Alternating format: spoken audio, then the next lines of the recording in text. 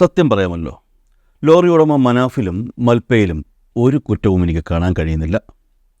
ഷിരൂരിൽ മണ്ണിടിച്ചിലുണ്ടായ ആദ്യ ദിനങ്ങളിൽ ഒരു സർക്കാർ ചെയ്യേണ്ടുന്ന ഒരു പ്രവർത്തനവും കർണാടകയിൽ നടന്നതായി അറിയില്ല.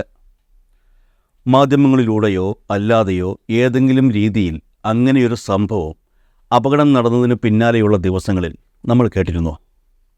2 JCBയും 2-3 ടിപ്പർ ലോറിയുമായി റോഡ് ക്ലിയർ ചെയ്യുന്ന തിരക്കിലായിരുന്നു അവർ.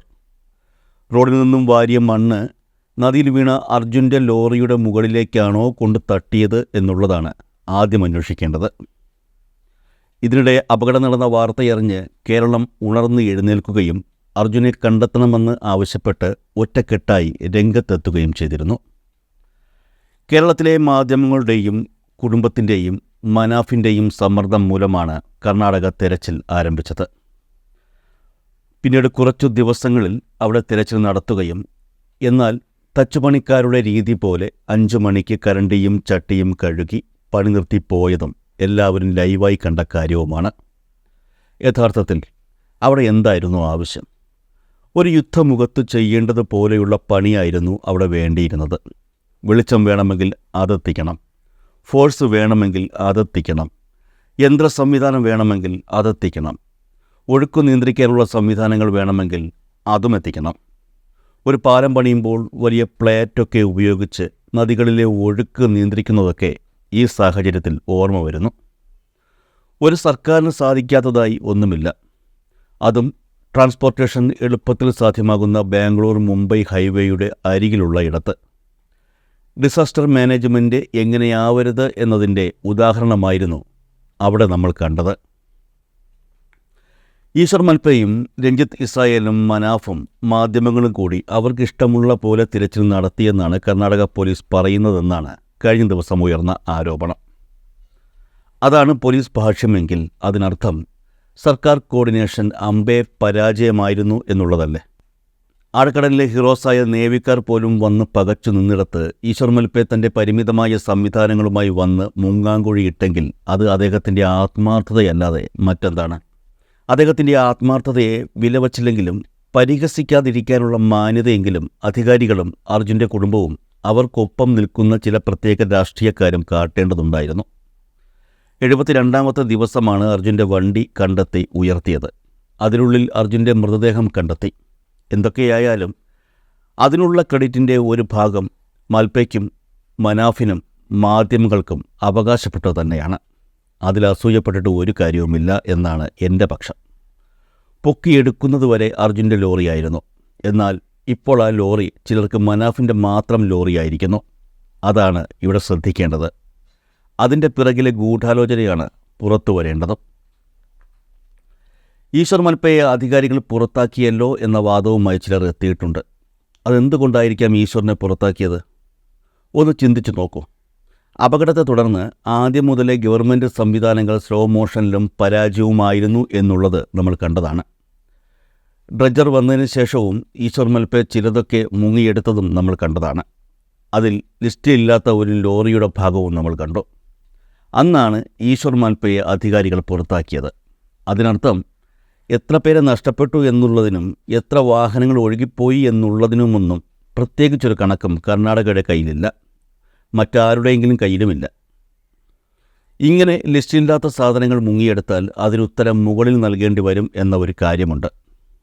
യഥാർത്ഥത്തിൽ കർണാടക സർക്കാരിൻ്റെ നേതൃത്വത്തിൽ പോലീസും കളക്ടറും സർക്കാരും ഹീറോയാവേണ്ടിടത്ത് 2-3 സാധാരണ ആൾക്കാർ വന്ന് ഗോളടിച്ചത് അധികാരികൾക്ക് ഇഷ്ടപ്പെട്ടില്ല എന്നുള്ളതാണ് മനസ്സിലാക്കേണ്ടത്. അതിൻ്റെ ഭാഗമായാണ് സമൂഹ മാധ്യമങ്ങളിലൂടെ തെറ്റിദ്ധരിപ്പിച്ചു എന്ന ചാർജിട്ട് മനാഫിനും മൽപ്പയ്ക്കുമെതിരെ കേസെടുത്തത് എന്നും മനസ്സിലാകും. മനാഫിനും മാൽപ്പയ്ക്കുമെതിരെ കേസെടുത്ത് രംഗത്തെത്തിയ കർണാടക അധികാരികൾ എന്തുകൊണ്ടാണ് ശ്രീകണ്ഠൻ നായരുടെ 24 ചാനലിനെതിരെ കേസെടുക്കുന്നില്ല? ഹാഷ്മിയല്ലേ ആദ്യ ദിനം ഡ്രോൺ പറത്തി അവിടെ ഒരു ചുക്ക് നടക്കുന്നില്ല എന്ന് റിപ്പോർട്ട് നടത്തിയത്?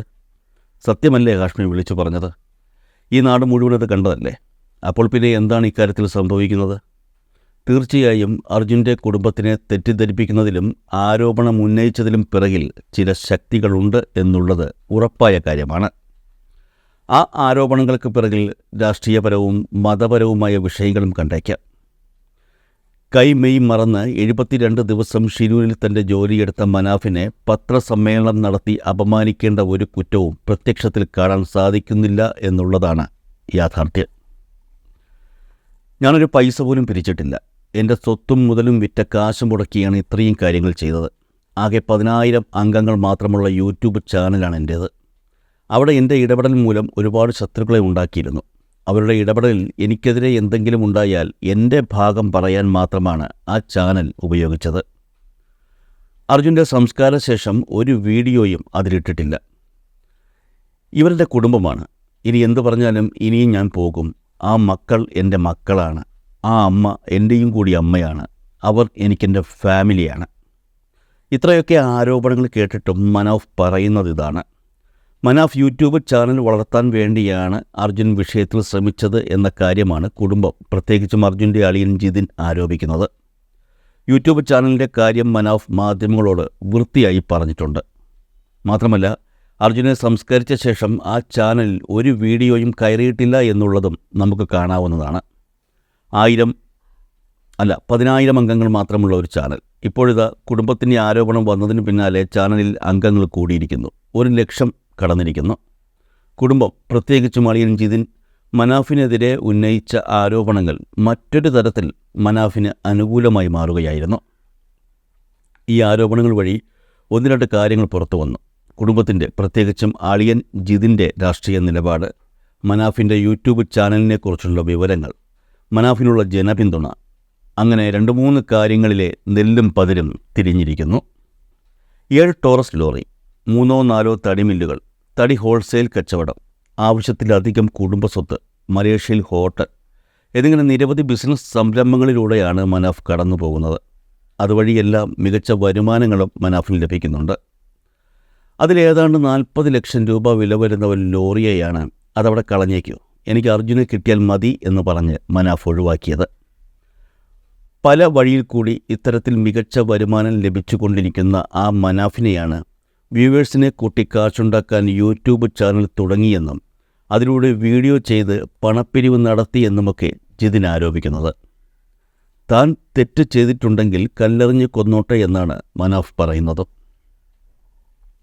യൂട്യൂബ് ചാനൽ തുടങ്ങുന്നതിൽ എന്താണ് തെറ്റ് എന്ന് മനാഫ് ചോദിക്കുന്നുണ്ട്. മാത്രമല്ല, ആ ചാനൽ തുടങ്ങേണ്ട ആവശ്യകത എന്തായിരുന്നു എന്നും മനാഫ് പറയുന്നുണ്ട്. എനിക്ക് ആരോടെങ്കിലും ഒന്ന് സംസാരിക്കണം, അതിനുവേണ്ടിയാണ് യൂട്യൂബ് ചാനൽ തുടങ്ങിയത്.